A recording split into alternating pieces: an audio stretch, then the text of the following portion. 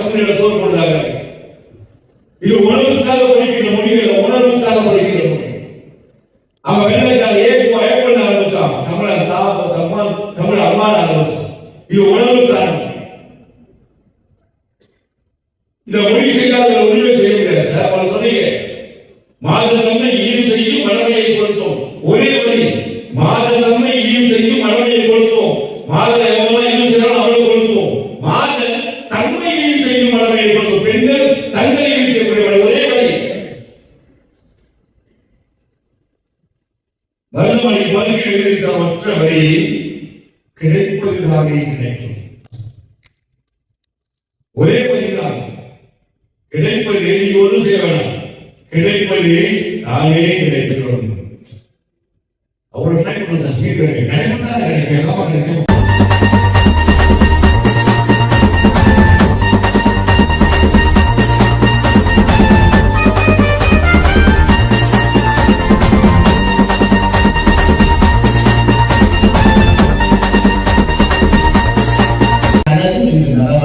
அவரோடு நான் அந்த கனவு நனவாகும் போது இருப்பதை நான் மகிழ்ச்சி அடைகிறேன். பெரிய மகிழ்ச்சி. இளைஞர்களுக்கு மட்டுமல்ல, எல்லோருக்குமே தமிழ் திரை இசை பாடல்கள் எந்த அளவுக்கு துணை நிற்கின்றன எடுத்தவங்க பட்டுக்கோட்டையாருடைய பாட்டு மனசுல வந்தது. அவருடைய பிறந்த நாள் கூட ஏப்ரல் 13 தான் முடிந்தது. அண்மையில அவர் ஒரு அம்மோ அதற்கு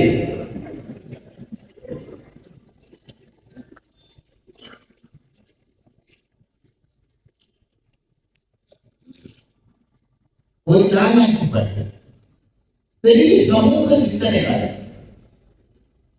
குழந்தை பிறந்த உடனே தாலாட்டும் போதே சமுதாயத்தை பற்றி பேசுறாரு பிள்ளைகிட்ட. தாலாட்டு பாட்டு வியந்து போனோம். எழுதியான பாட்டு. சின்னஞ்சிறு கண்மலர் செம்பவள வாய்மலர் சிந்திடும் அழகே ஆராரோ வண்ணத்தமிழ் சோலையே மாணிக்க மாலையே ஆரிரோ அன்பே ஆராரோ. இதான் பாட்டு. இந்த குழந்தை அழுது தாராட்டுகின்ற தாய்க்கு கேட்கிற, நீ ஏன் அழுகிறாய்?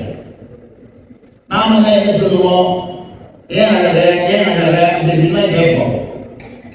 தமிழ்நாட்டில் ஒரு பழமொழியே உண்டு. பழமொழியில வழக்கில் ஒரு கதை உண்டு. தொட்டிலே ஒரு குழந்தை அழுது கொண்டிருக்கிறது. அந்த வீட்டிலே கணவன் மனைவிக்கு அந்த மனைவிக்கு இடையில 3ஆம் உலகப் போர் முடிந்திருக்கிறது.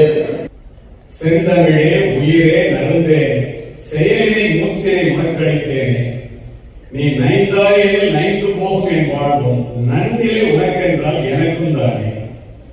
தமிழ் மொழி நைந்து போனுச்சுன்னா நம்ம எல்லாரும் நைட்டு போடுவோம்.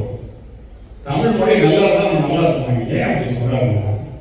அருமை நண்பர்களே, இங்கு நான் மகிழ்வோடும் நிகழ்வோடும் உங்கள் உரையாற்ற நிற்கின்றேன். காரணம் உண்டு.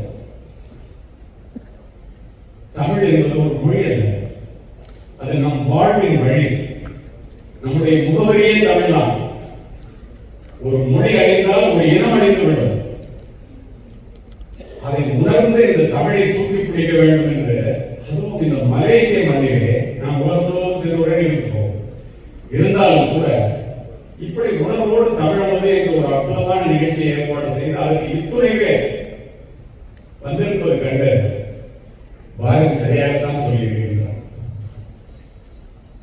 மெல்ல தமிழினை சாகும் அந்த மேற்கு மொழிகள் இந்த புயமிசை ஓங்கும் என்று ஒரு பேரை உரைத்திட்டான். சொன்னவன் பேதேண்டான். இந்த வசவு உனக்கு வாய்த்திடலாமா சென்று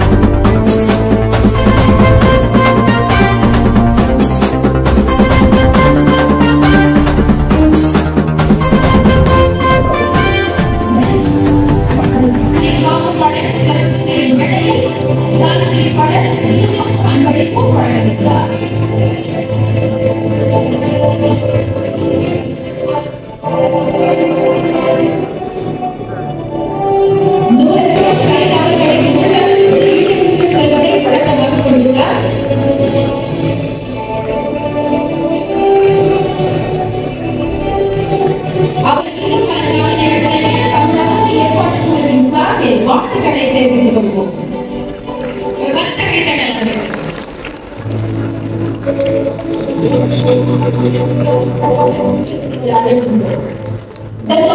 மக்கள் அவருக்கு சிறப்பு தரும் வேளையில் தாம் சிறு படல் அவர்கள் முழுதும் அன்பளிப்பும் வழங்குகின்றார்.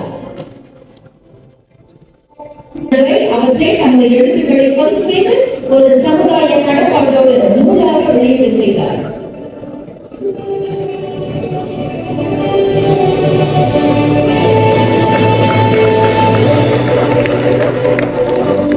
சிறைவாசிகளுக்கு நல்வாழ்வு இல்லத்தை உருவாக்கும் வகையில்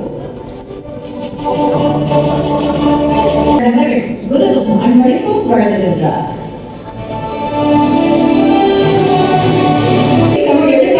ஊக்குவிப்பையும் இலக்காக கொண்டு கடந்த 33 ஆண்டுகளாக தமிழ் இலக்கிய போட்டியையும் தொய்வின்றி நடத்துவதும் தேசிய நிலநிதி கூட்டுறவு சங்கத்தின் முயற்சிகளுக்கு தூணாக பொதுமக்கள் ஏற்படுத்துவதன் சார்பில் வாக்குகளை தெரிவித்துக் கொள்வோம்.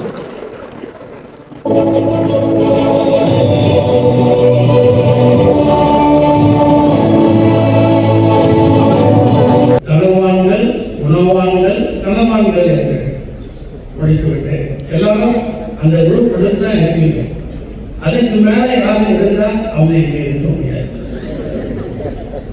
அன்புள்ள தமிழ் பெருமக்களே, இன்று இந்த நிகழ்ச்சியிலே சற்று முன்பு உரையாற்றிய பெருமதிப்பிற்குரிய டாக்டர் ஸ்ரீ இரா பழன் அவர்கள் அவர்களுடைய ஆலோசனையின் பேரிலே இன்று இந்த தமிழ் அமுது என்ற நிகழ்ச்சியை ஏற்பாடு செய்தோம். ஆனால் அதற்கு வித்திட்டவர் தான்ஸ்ரீ அவர்கள் தான். அவர் தான் இதற்கு மூல கருத்தார்.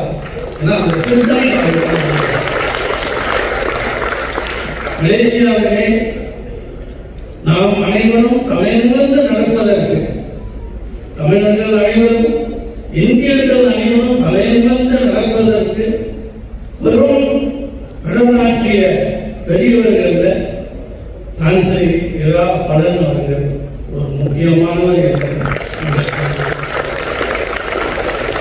ஏனென்றால் இந்த நாட்டிலே திருக்குறளை புரிந்து கொண்டு மிகவும் அழகாக விவரிக்கின்ற நேரத்தில் எல்லாம் எனக்கு ஒரு தர்மசங்கரமான சூழ்நிலை. ஏனென்றால் என்னால் அந்த திருக்குறளை மனப்பாடம் செய்து ஒப்பிக்கத்தான் வேண்டியதை தவிர வேறு வழி இல்லை. ஆனால் அப்போது ஒரு ஆசிரியர் திருமதி சைமன் என்பவர் மிகவும் அன்போடும் பொறுமையோடும் எனக்கு இந்த தமிழ் மீது ஒரு ஆர்வத்தை உருவாக்கி அந்த தமிழை கற்றுக் கொடுத்தது நான் அவருக்கு நன்றியை தெரிவித்துக் கொள்ள வேண்டும்.